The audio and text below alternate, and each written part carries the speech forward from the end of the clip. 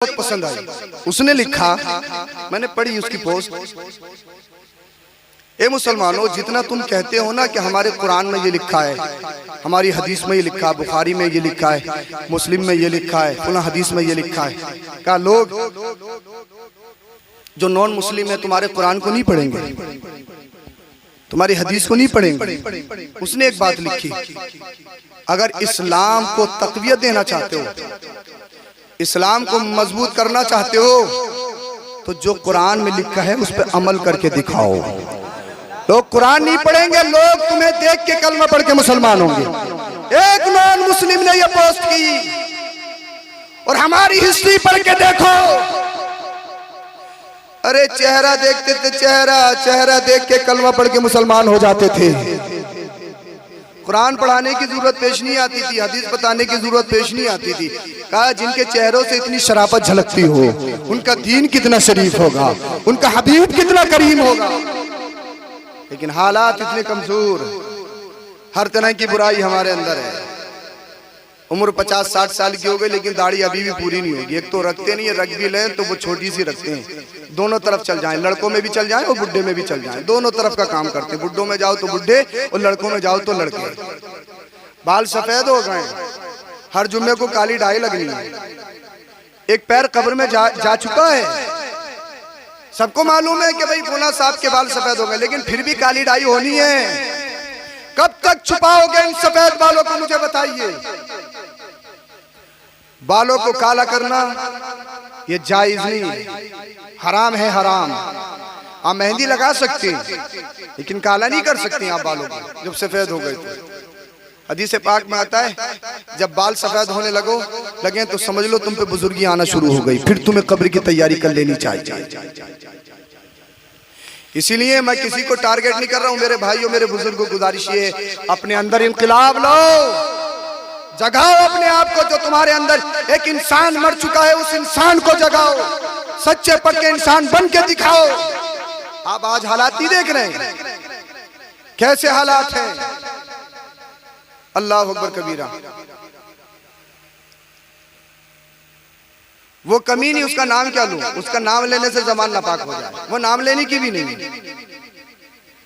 मेरे नबी की बारगाह, मेरी नबी की बारगाह में अंगुश नुमाई करती है, उसकी हैसियत क्या है। पढ़ के देखो मज़हब इस्लाम, पढ़ के देखो इस्लाम, पढ़ के देखो कुरान। अल्लाह अकबर कबीरा। बहुत सारी चीजें ऐसी हैं, हम कहते तो ये है वो है, लेकिन अगर कोई पूछने लगे भाई बताना जरा, तीनों कलमे सुनाना, वही नजर नीचे को। वकील साहब भी हैं, डॉक्टर साहब भी हैं, इंजीनियर साहब भी हैं, फुला भी हैं, फुला भी हैं, अमीर भी हैं, मालदार भी, तीनों कलमे याद नहीं है पक्के मुसलमान। गोश्त कितना ही खिलवा लो, बिरयानी कितनी उड़वा लो, पक्के मुसलमान। इस चीज इसमें पक्के, इसमें कमी नहीं होगी, इसमें कमी नहीं आएगी। देख लो रेस्टोरेंट, मुसलमानों पे आफत टूटा हुई है, खाने पीने पे कितना ध्यान है। रात के 12 बजे तक कबाब लग रहे हैं। क्यों नाजिम साहब ने खुद हमें खिलवाया अभी संभल में। खाने पे तो इतनी भीड़, कुछ भी मिल जाए चलेगा। अल्लाह अकबर।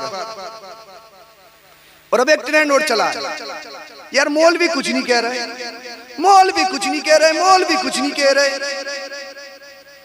एक बात तुमसे कहना चाहूंगा, एक इमाम अपनी बात थाने तक रख सकता है, या भाई अपने जिले के डीएम तक रख सकता है, यहीं तक तो रख सकता है।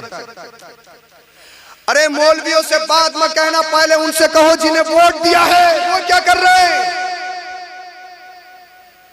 जब वोट देने का नंबर आए, मौलवी को सियासत से क्या मतलब, इमाम साहब को सियासत से क्या मतलब। इमाम साहब जब तक साइकिल पे हैं तो उनके पीछे नमाज होती है, और जिस दिन कार में आ जाए ना, कार में लोगों की उनके पीछे नमाज नहीं होती, फिर उनके बोले अरे इमाम साहब पता नहीं यार कहाँ से आ रहे, इधर मस्जिद का काम चल रहा, उधर इमाम साहब के घर का काम चल रहा, पता नहीं कहाँ से आ रहे। कितनी गंदी सोच हमारी हो चुकी है। ये सारी चीजों को हमने समझना होगा। उनसे सवाल करो जिन्हें आपने सदन में भेजा है, उनसे कहो हमें कॉलोनी नहीं चाहिए, हमें रोड नहीं चाहिए, कोई नहीं, हम गाड़े में चल सकते हैं, हमें सिर्फ नबी की इज्जत चाहिए, नामूस रिसालत की हिफाजत चाहिए।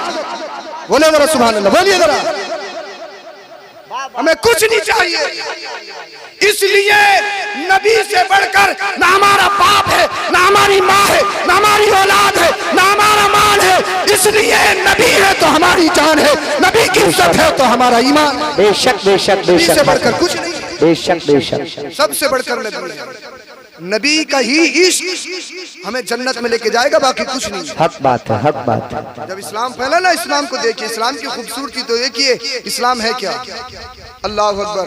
तो बहुत जल्दी बात खत्म करने वाला हूँ। अल्लाह के रसूल सल्लल्लाहु अलैहि वसल्लम ने इरशाद फरमाया, तुम्हारे मालों की जरूरत है, सब अपनी अपनी हैसियत के मुताबिक, किसी ने कितना छोड़ा घर में और सब लेके चले गए मुस्तफ़ा की बारगाह में। एक दीवाना है मुस्तफ़ा का, एक आशिक है मुस्तफ़ा का, आशिक आज़म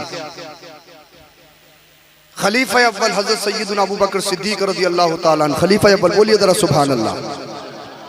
वो घर में तशरीफ लाए, उन्होंने घर के कोने कोने में देखा कितने बर्तन हैं, सारे बर्तनों को इकट्ठा किया। घर में देखा कितना अनाज है, सारे अनाजों को इकट्ठा किया। कितने कपड़े, सबको इकट्ठा किया, गठरी बांधी, और फिर अपने जो कपड़े कमीज पहन रखी थी उस पे नजर की कि इसमें कीमती चीज क्या है। बटन लगे हुए थे, बटन। इश्क की इंतहा बता रहा हूँ, अबू बकर सिद्दीक हर एक नहीं बनते, इश्क की इंतहा बता रहा हूँ।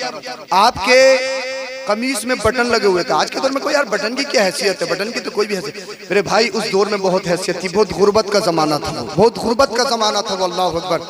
बटन लगे हुए थे। हजरत अबू बकर सिद्दीक रज़ी अल्लाह ताला अन्हु ने वो बटन निकाले और वो भी मुस्तफ़ा के लिए पेश फरमा दिए। बोलो बोलो बोलिए जरा सुभान अल्लाह। अल्लाह अल्लाह। अब गिरेवान खुल रहा था, अब ये भी ढाकना है ना, ये भी तो जरूरी है, पर्दापोशी भी तो जरूरी है। अल्लाह अल्लाह। हजरत अबू बकर सिद्दीक रज़ी अल्लाह ताला अन्हु ने एक घास ली, वो घास कांटेदार होती थी। उस कांटेदार घास को हजरत सैयदना सिद्दीक अकबर ने अपने बटनों की जगह लगाया और फिर मुस्तफ़ा की बारगाह में पहुंच गए। अल्लाह अल्लाह। मेरे मुस्तफ़ा ने अपने सिद्दीक को देखा, देखने के बाद मेरे इरशाद फरमाया, अबू बकर क्या लेकर आए हो? या रसूलल्लाह, जितना अनाज था, जितना गल्ला था, जितने बर्तन थे, या रसूलल्लाह जो कुछ भी घर में था वो सब ले आया हूँ। या रसूलल्लाह, सब आपकी खिदमत में पेश है। ए अबू बकर, तुम्हारे पास तो औलाद भी है, तुम्हारी फैमिली भी है, फैमिली के लिए क्या छोड़ कर आए हो? क्या फैमिली की परवाह नहीं है? अल्लाह अल्लाह। हजरत अबू बकर अर्ज़ करते हैं, या रसूलल्लाह, फैमिली के लिए, घर वालों के लिए अल्लाह और उसके रसूल का नाम छोड़ के आया हूँ, अल्लाह और उसके रसूल का नाम छोड़ के आया हूँ। दुनिया कहती है अबू बकर ने घर में कुछ नहीं छोड़ा, मैं कहता हूँ अबू बकर ने अपने घर का ज़ामीन सारी कायनात के मालिक को बनाया है, आमिना के लाल को बनाया है। अल्लाह और उसके रसूल का नाम छोड़कर आए। फिर मेरे मुस्तफ़ा ने हजरत अबू बकर सिद्दीक रज़ी अल्लाह अन्हु के कुर्ते को देखा, अबू बकर तुम्हारे बटन कहाँ, बटन कहाँ है? या रसूलल्लाह, ये भी आपकी खिदमत में पेश है। इश्क की इंतहा देखिए, ये भी इस्लाम के लिए पेश है। अल्लाह अल्लाह। अल्लाह अकबर कबीरा।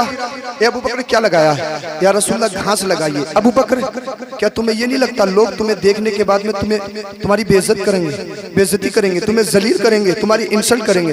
या रसूलल्लाह, मुझे सिर्फ आपकी परवाह है, आपके अलावा दुनिया में किसी की परवाह नहीं है।